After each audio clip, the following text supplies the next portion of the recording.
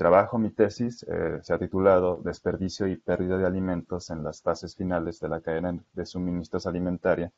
en la zona metropolitana de Guadalajara. Y bueno, les platico muy brevemente que la evolución que tuvo este proyecto fue algo que yo considero importante debido a que mutó, se transformó de un intento por hacer una medición, una interpretación de la situación actual que se está viviendo con respecto al desperdicio dentro de la zona metropolitana de Guadalajara, a terminar siendo algo mucho más profundo, tratando no solamente de medir el problema, sino que entender cómo se comportaba este problema y llegar a la realización de que en realidad es un conjunto de muchísimas variables que este trabajo va cubriendo. Este, en realidad, todo empezó con unos datos fuertes a los que se tiene fácil acceso, que fueron muy difundidos en años pasados a propósito del gran escándalo que se estaba convirtiendo el desperdicio de alimentos a nivel mundial. En cuanto se empieza en cuanto se empieza a investigar un poco sobre el tema, uno llega a cantidades grandísimas. La FAO habla de que la tercera parte de los alimentos se pierden o se desperdician, que ahí hay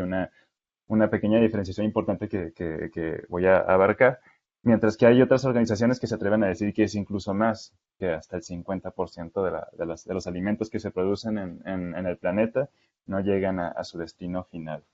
Eh, Eran datos fuertes y eran datos que de inmediato despertaron mi interés en el tema, eh, tanto más porque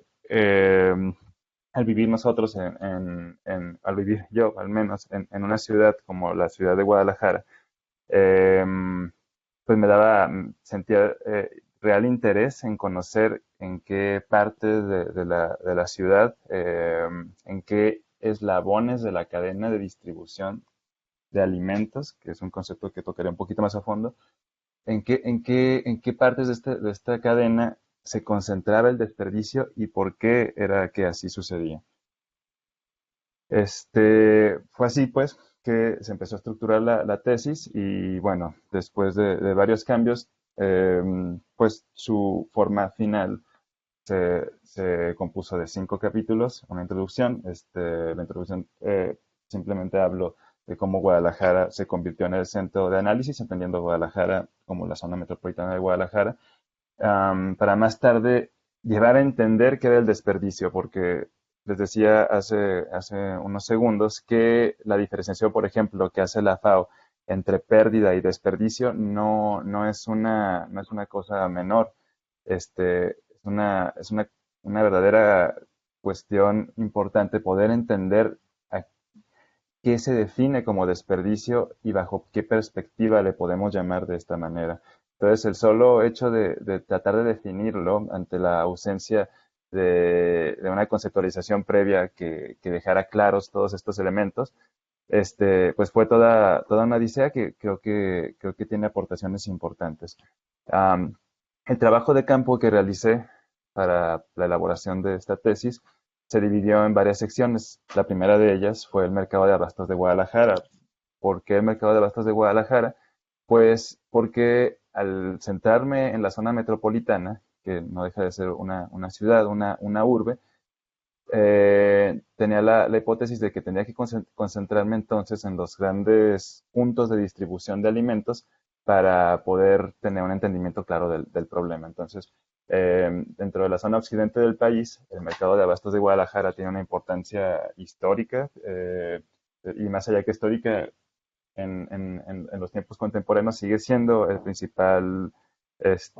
punto de distribución de este tipo de frutas y hortalizas que ahí se venden. Entonces, creía que era importante recorrerlo, entender a los actores que ahí convivían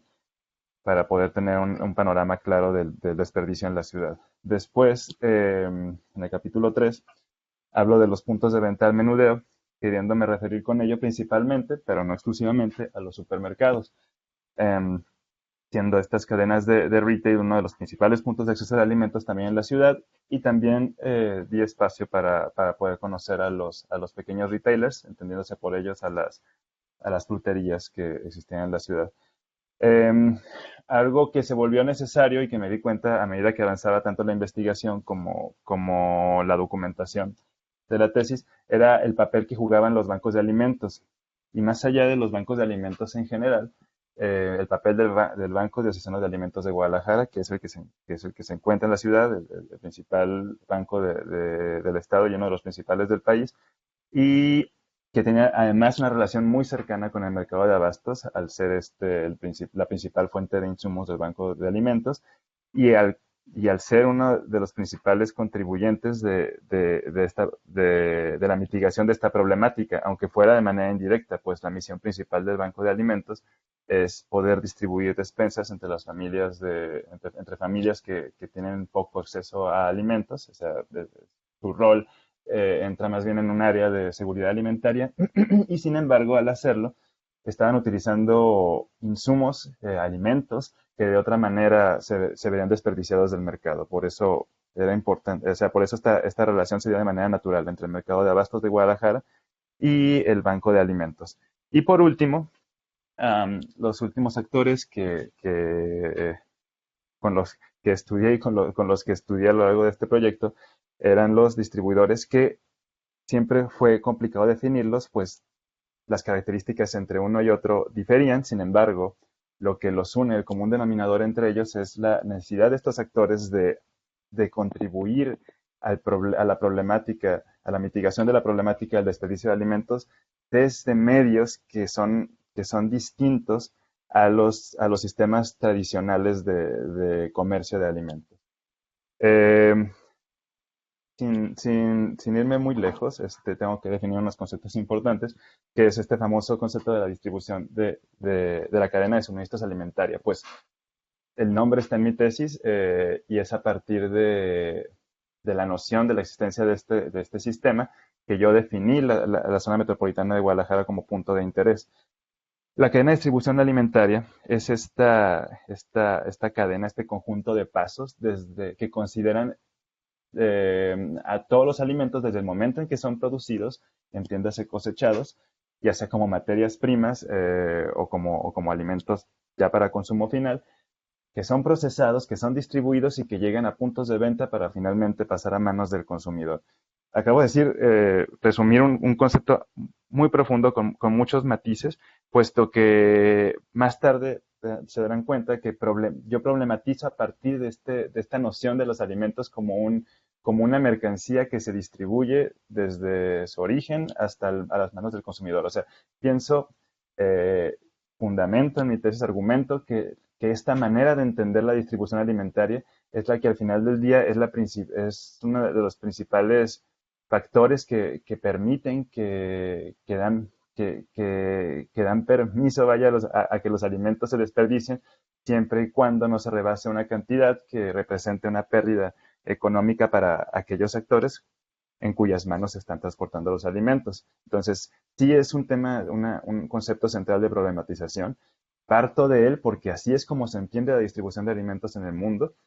y parto de él porque de esta manera también había una manera de justificar el estudio en la ciudad de Guadalajara, puesto que entendiendo el problema desde esta perspectiva, se entiende que los desperdicios de alimentos se dan de manera distinta en un punto de cosecha, por ejemplo, donde los problemas se concentran casi siempre en una falta de capacidad para poder cosechar lo que se sembró, o en la falta de capacidad de distribución para llevarlo a todos a donde tiene que llegar. Y en cambio, en las ciudades, los problemas son distintos. Ahí los problemas de desperdicio se dan porque pues, se dan en manos del consumidor o de manos del retailer. Entonces, es por ello que yo me concentro en las últimas fases de la cadena de distribución, entendiéndose los puntos de venta y los consumidores. Este, a medida que avanzaba, y también hablaré un poquito más a fondo en unos minutos, me di cuenta que esta perspectiva original desde la que yo partía, de entender los alimentos como un commodity, algo que se puede medir, algo que se puede valorar y algo que finalmente puede tratarse como si fuera una mera mercancía, no era suficiente para entender todas las dimensiones del problema. Y en ese intento, en ese, en ese viaje que yo estaba comenzando para poder tratar de al menos considerar, ya no digo entender, sino considerar todas las diferentes perspectivas que abonan al problema, me di cuenta que era la transdisciplina una, una base teórica que me permitía poder considerar estas ideas, entendiendo que si no se suman los esfuerzos de diferentes vertientes para poder entender en todas sus dimensiones el problema, no iba a ser posible encontrar una solución real a la misma, y esto explicaría el por qué, a pesar de que se han propuesto muchísimas soluciones, no parece darse con una situación, con una solución final. Este, Termino esta parte de mi presentación diciendo que, aunque entiendo bien los límites y alcances que tiene mi trabajo, fue también en este camino que yo me di cuenta que la problemática alimentaria era tan solo una parte de un problema mayor. La problemática del desperdicio de alimentos no es más que una sección de un problema mayúsculo que es la crisis medioambiental por la que está pasando nuestra especie, nuestro planeta, y que al momento de también abarcarlo desde esa perspectiva, me di cuenta que tenía todavía más importancia la transdisciplina. Llegué a nuevas vertientes académicas que me permitieron entender que la dimensión de este problema iba mucho más allá, y que hay problemas comunes entre el desperdicio de alimentos como problema medioambiental y la crisis medioambiental general por la que se está pasando en el planeta. Entiendo los alcances de mi tesis, me concentro en el problema del desperdicio de alimentos, pero sí también es para mí importante hablar o dejar claro que estoy hablando de crisis medioambiental, si bien me focalizo en el desperdicio de alimentos. Al momento de tratar de concebir el desperdicio, como les decía antes, de encontrar las diferencias que existen entre las pérdidas, entre los desperdicios, entre el mal uso de los alimentos, pues uno llega a cuestiones también bastante, por momentos incluso filosóficas, acerca de qué es lo que lleva a los humanos a desperdiciar. Todo mundo tiene conciencia del valor de los alimentos, nos enseñan, al menos en nuestra cultura, nos enseñan el valor de los alimentos y su importancia desde que somos muy niños, y sin embargo se desperdicia y se desperdicia mucho. Entonces, ¿cómo es posible que en una especie como la humana, tan consciente de la importancia de los alimentos, que ha pasado por carencias de alimentos en tantas veces y que tiene una relación arraigada con ellos, se permita el desperdicio? Por qué desperdician los humanos alimentos? ¿Y qué es el desperdicio? Porque alguien puede considerar que el solo hecho de que una manzana que se compra ya sea en el mercado o en el supermercado no se consuma de inmediato, o bueno, no se consuma por una persona, a lo mejor eso ya puede considerarse desperdicio. Y sin embargo, hay otros caminos que esa manzana puede seguir para de alguna manera ser usada. Se puede convertir en composta, o puede ser donada, o quizás si ya está pasada de sus características óptimas para el consumo humano, puede terminar siendo alimento para ganado o alguna otra cosa. Entonces, ¿podemos llamar a esa manzana que se convirtió en composta desperdicio? ¿Sí o no? ¿Y por qué? De ahí llegué a esta diferenciación de conceptos centrales. Una cosa es el desperdicio, que sería como el concepto central, y de ahí se ligan otros conceptos que tienen estrecha relación con desde quién sea la perspectiva, desde quién esté observando el problema. Por ejemplo, los empresarios, quienes comercian con los alimentos, quienes los producen, los cosechan, los distribuyen, le llaman merma al desperdicio. Bueno, le llaman merma a esos alimentos que no cumplieron su función dentro de lo que ellos habían establecido como parámetros de distribución alimentaria. Todo aquel alimento que no se venda, digamos, a su precio estimado, para ellos es una pérdida económica, claro. Entonces el concepto de merma viene ligado a los atributos económicos, al valor económico que tienen los alimentos. Por otro lado, hay quien le llama despilfarro, o quien visualiza el desperdicio de alimentos como el despilfarro, bajo esta noción de que todos los alimentos que consumimos, a los que tenemos acceso, pueden ser utilizados ya sea en un primer momento en la cocina o comiéndose directamente, o en un segundo momento como composta, como insumo para algún mercado secundario, pero pueden ser utilizados. Para ellos el desperdicio no es tal, sino hasta que se despilfarra, sino hasta que se excede en el uso, o sino hasta que el exceso en el uso de cierta fruta o cierta verdura hace que se consuma de más y no se termine utilizando de manera óptima. Entonces, con estas diferencias tan importantes entre la forma de entender a los alimentos y su desperdicio, me di a la tarea de tratar de poner en armonía diferentes cuestiones teóricas para poder llegar a una respuesta. Estas perspectivas teóricas centrales fueron la economía ecológica, en las que me ayudé de autores como Martínez Salier, Enrique Led, Roca Husmet, que me permitían entender que el problema venía de origen en cómo se conceptualizaba nuestro mundo entero. ¿Qué es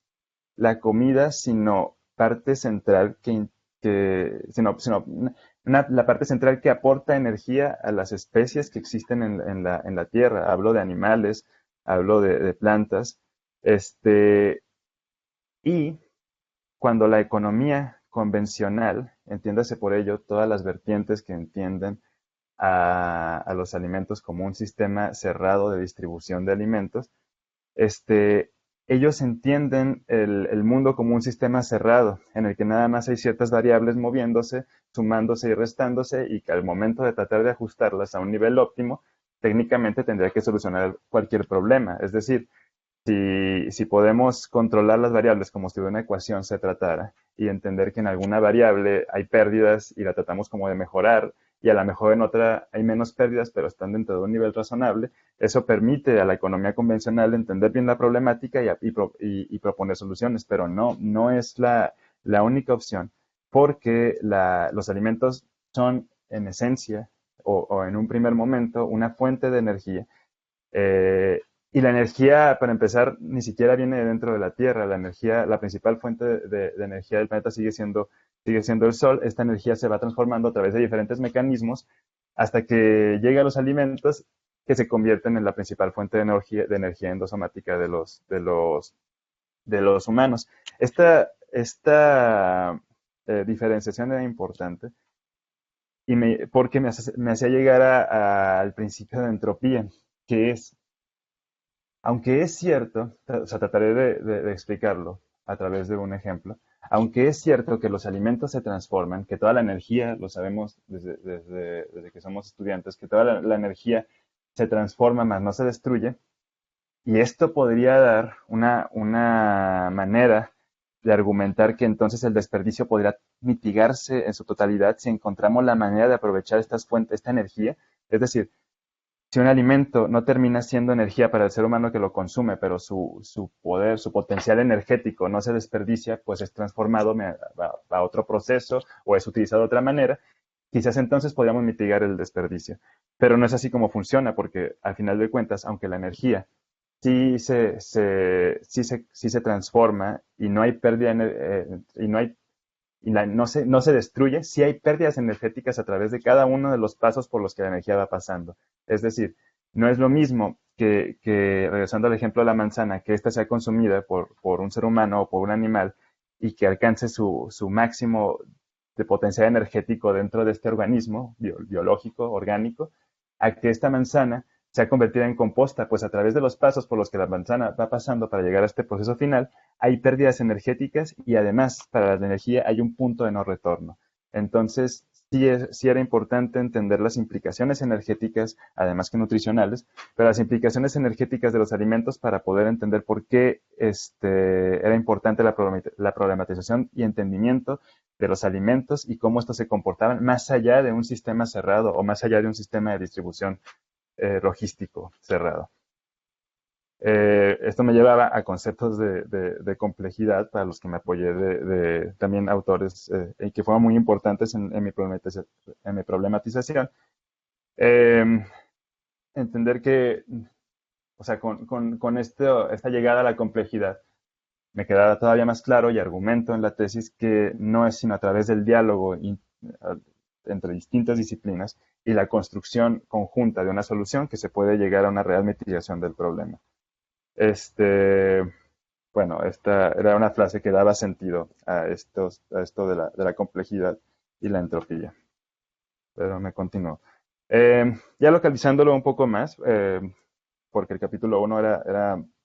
es una discusión teórica eh, extensa a propósito de estas disertaciones. Bueno, pues me concentré ya en, dejémosle, algo más mundano, el mercado de abastos de Guadalajara, que no deja de ser un punto en el que confluyen, en el que conviven diferentes actores. Gente que se dedica a la distribución de alimentos, gente que vende los alimentos para el público final o que los exporta a otros mercados o incluso dentro del mercado nacional. Son un conjunto de actores que están haciendo un manejo con la comida y que están expuestos permanentemente a que sus productos no sean movidos de la manera en que ellos desean y terminen por desperdiciarse, terminen por no llegar al punto final que ellos desean y representar. Por tanto, dejémonos de las pérdidas energéticas de lo que representan los alimentos, sino representar pérdida económica para ello, que el mercado de los alimentos es competido y ellos necesitan de esos ingresos. Con esta diapositiva solamente trato de explicar que en el mercado conviven muchos actores y que estos actores se han tenido que adaptar a las nuevas condiciones que los exponen a competencia fuerte y a que si no adaptaran sus técnicas de distribución de alimentos, no iban a ser competitivos frente a las nuevas maneras de acceder a los alimentos. Hablo de los supermercados. Es decir, los actores del mercado de abastos encontraron la manera de mitigar sus desperdicios, encontraron la manera de hacer una distribución óptima de alimentos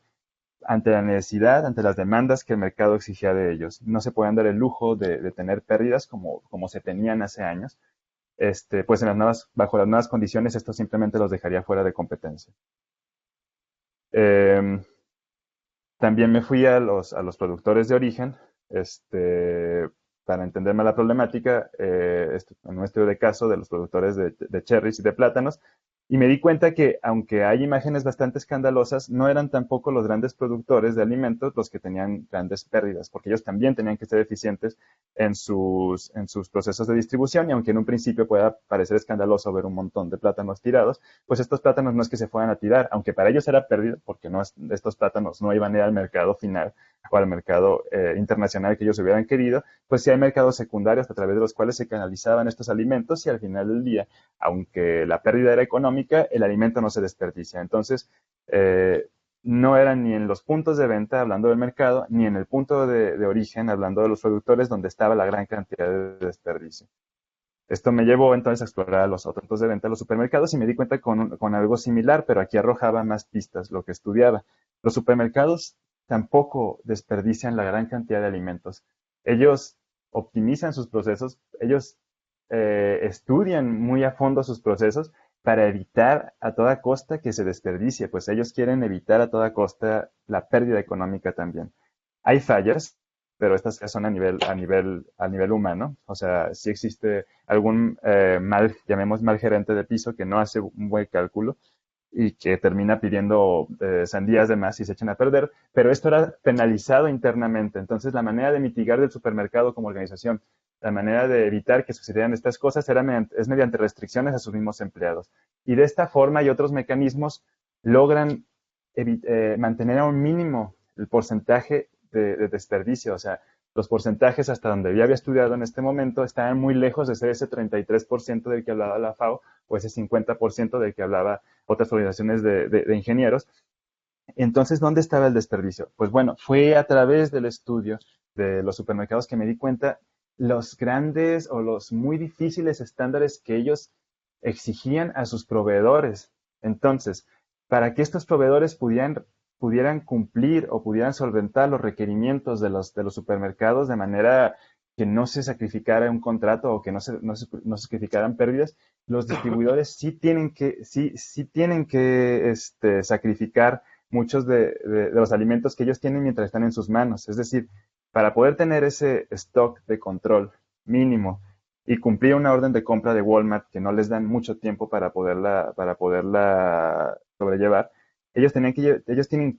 que tener grandes stocks de seguridad, y los stocks de seguridad son un ejemplo o sea, son sinónimo de desperdicio, porque son alimentos, son perecederos finalmente, y estos guardados un tiempo de más terminan por desperdiciarse. Entonces, la otra forma que lo hacían los supermercados, muy rápidamente, era con los consumidores. Es decir, aunque el alimento quizás no se desperdicie dentro de las paredes de la bodega o de la sucursal, sí es a través de estrategias de venta que hacen que nosotros, consumidores finales, desperdiciemos, que compremos cosas más allá de las que necesitamos. Y aunque hay gente que está muy consciente de esto y familias que tratan de optimizar el uso de los alimentos que consumen, la realidad es que al momento de comprar 3x2 kilos de manzana, 3x2 kilos de jitomate, o una charola más grande de champiñones de la que necesita, se termina por desperdiciar. Eh, entonces los supermercados hacen eso, se convierten en agentes de desperdicio indirecto desde el momento en que transportan el desperdicio a otras manos. Este gráfico solamente hacía la diferenciación, regresando al ejemplo de los distribuidores, de los distribuidores del supermercado, quienes venden alimentos a los supermercados. Para ellos la merma óptima sería esta franjita de color amarillo, pero al momento de tener que tener grandes stocks de reserva, grandes stocks de seguridad, la merma real llega hasta el 20% en algunos casos, que es muchísimo más que sea esta franjita de color como gris, café, que es bastante más que el 2% que representa la franja amarilla. Eh, una situación similar con los pequeños retailers, muy rápidamente. Ellos también, de la misma manera que los supermercados y que los vendedores de los mercados, han encontrado la forma de optimizar sus procesos para que no se desperdicie. Es decir, ellos controlan bien su negocio, saben cuánto se va a vender, saben cuánto no, y las cosas que sobran al final de una jornada o que están a punto de desperdiciarse van al otro gran actor, que es el banco de alimentos. El banco de alimentos cumple un rol con el desperdicio porque, como decía al principio, aunque no es su misión disminuir el desperdicio de alimentos directamente, sí lo hacen puesto que sus principales fuentes de insumos son precisamente los mercados, y en otro menor nivel, pero en segundo lugar, sí, son los supermercados. Es decir, ellos se abastecen con esos alimentos que de alguna forma no pudieron ser colocados en el canal primario de distribución alimentaria, y estos alimentos con un tiempo de vida más corto, ¿sí? Con menor calidad en términos estéticos o X parámetro, ¿sí? Pero ellos los redistribuyen y hacen que al final del día se desaprovechen. Es cierto que el mercado, perdón, los bancos de alimentos tienen implicaciones políticas, nos llevan a otras cuestiones como si es acaso la donación de alimentos una solución para el desperdicio de alimentos, cuestiones que se pueden debatir, que debatan en la tesis. Sin embargo, no deja de cumplir un rol importante en la cadena de distribución secundaria, al hacer que los alimentos que iban de otra manera a desperdiciarse lleguen a un final. Por último, porque sé que me estoy extendiendo un poco, más allá del sistema clásico de distribución de alimentos, se encuentran otros actores. Estos otros actores son personas que, insisto, es difícil de definir porque las características difieren entre ellos. Sin embargo, se trata de personas que no hacen del canal primario de distribución de alimentos su fuente de ingresos, y que a pesar de ello sí distribuyen alimentos y tienen la misión, o sea, sí se plantean como objetivo el poder mitigar el problema del desperdicio. Yo lo centro en 4 estudios de caso. Rapidísimamente lo pongo. Magdalena Rodríguez y su agencia Procesidad son una agencia de consultoría que estudian las implicaciones cualitativas, sociales de la inseguridad alimentaria en la población, y que contribuyen contribuían con un gran proyecto que se llamaba Jalisco Sin Hambre, que no desapareció, solamente se transformó en la actual administración estatal. Pero este era un proyecto que pretendía utilizar los alimentos que ya estaban a punto de echarse a perder para extender su tiempo de vida en aquel de días, que es lo que dura una fruta, a meses, a través de una procesadora de alimentos. Una procesadora que iba a convertir estos alimentos en pulpas y estas pulpas iban a ser parte de un producto que se iba a poner al alcance de los beneficiarios del banco de alimentos para poderles dar un alimento de calidad con elementos nutrientes importantes y a su vez mitigar el problema del desperdicio de alimentos. El proyecto se hizo vapor, nunca se consolidó a pesar de que se tenía la instalación de la planta, se tenía la maquinaria para procesar los pulpas y sin embargo nunca, por diversos motivos, no llegó a consolidarse. María Nauber y Laura Cardona tienen una organización que se llama Food Funding, que se basa en los alimentos desperdiciados para crear banquetes y ponerlos a la venta. Es decir, ellos hacen banquetes de alimentos que de otra manera se iban a desperdiciar. Sin embargo, también es curioso que a pesar de que tienen una idea bien establecida, a pesar de que iban dirigidos a un mercado potencialmente pudiente con recursos económicos altos, han pasado años y su consolidación nunca se ha visto clara, puesto que ellas dos tienen otras ocupaciones. El desperdicio de alimentos nunca ha podido ser su ocupación primaria, tienen que conseguir sustento de otro lado, y esto complica la consolidación de este tipo de ideas. También esto se refleja con Ela Monasterio, que es una doctora, es una doctora en neurociencias, que trató de hacer una aplicación para poder vender entre los usuarios los alimentos que al final de la jornada en restaurantes como McDonald's, como Subway, etcétera, los que quisieran aportar con la empresa, se pudieran poner al alcance de los usuarios. La idea estaba bien hecha, consiguió los fondos para desarrollar la aplicación, consiguió los contactos para promoverla y lanzarla paralelamente en Guadalajara, Puerto Vallarta y Ciudad de México, y a pesar de que ya estaba avanzado y en la última fase, también fracasó la aplicación y si uno la descarga hoy en día no es posible comprar algo a través de la aplicación y no es posible tener alcance de estas cosas. Concluyo diciendo que ¿por qué todas estas vertientes o por qué todos estos intentos de hacer algo por los alimentos, por el desperdicio de alimentos a través de mecanismos distintos que no sean la venta directa en puntos de retail, por qué están condenadas al fracaso o por qué parecen tenerlo tan complicado al momento de tratar de establecerse y consolidarse? Yo concluyo que es el mismo sistema y la manera de entender la distribución de alimentos la que por mecanismos económicos no permite que